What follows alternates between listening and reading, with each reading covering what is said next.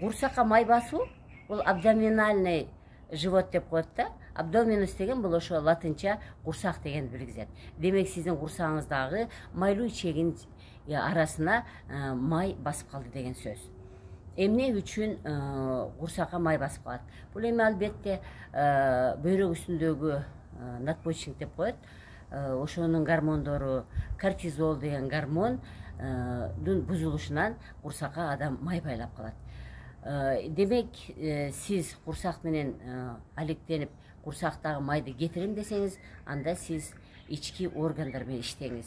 Албетте бир эле надпочечник, бир эле кортизол күнөө эле эмес, бул жерде холецистит, панкреатит, энтерит, колит, демек өт башчасынын шамалдашы, өт трубкаларынын шамалдашы, 12 ичегинин шамалдашы, ички ичегинин шамалдашы, уйку без жана жуун чегилер шамалдашы дагы мына ушул курсакка май байлоого алып келет.